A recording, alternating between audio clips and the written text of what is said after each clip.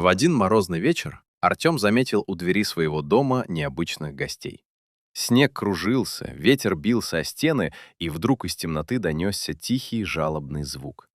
Открыв дверь, он увидел большую кошку. Она стояла на крыльце и внимательно смотрела на мужчину зелеными глазами. Ее шерсть покрывал иней, тело дрожало от холода. Рядом теснились два маленьких котенка. Артем не сразу понял, что делать. Животные обычно избегают людей, но эта кошка явно пришла не случайно. Она подняла лапу и коснулась стекла двери, словно просила впустить ее. Мужчина колебался, однако сильная метель заставила его решиться. Он распахнул дверь шире. Кошка медленно вошла в теплый дом, а котята поспешили следом. Артем принес старое одеяло и поставил миску с теплой едой. Сначала кошка проверила запах, затем начала есть. Только после этого она подпустила к миске малышей. Наблюдая за ней, Артем заметил округлившийся живот. Оказалось, кошка ждала еще котят. Теперь он понял, почему она рискнула приблизиться к человеку в такую погоду. Она искала безопасное место для всей своей семьи. На ночь Артем устроил для них уютный угол возле печи. Котята постепенно осмелели и стали бегать по комнате, прятаться за мебелью и играть с веревками. Их мать внимательно следила за каждым движением, но вскоре перестала так сильно бояться хозяина дома. Утром Артем расспросил соседей и показал им фотографии, но никто не знал, откуда появились кошки. Тогда он решил временно оставить животных у себя.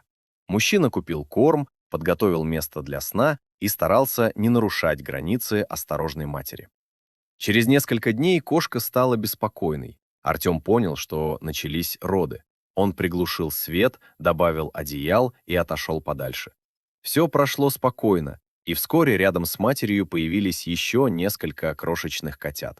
Дом превратился в настоящее убежище. Старшие малыши становились активнее, а новорожденные учились ползать и открывать глаза. Артем сделал для них простые игрушки, но понимал, долго держать кошек в доме нельзя. Им нужно было научиться жить самостоятельно.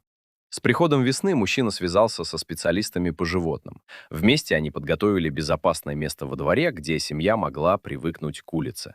Мать постепенно учила малышей осторожности и самостоятельности. Когда котята окрепли, пришел день расставания. Артем открыл ограждение и отошел в сторону. Кошка первой вышла наружу, за ней побежали малыши. У лесной опушки она остановилась и на мгновение обернулась.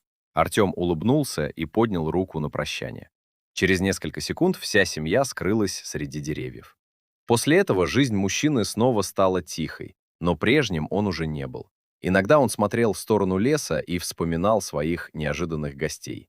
Эта история научила его простому: доброта способна разрушить страх и изменить несколько жизней. Иногда достаточно открыть дверь тому, кто пришел за помощью.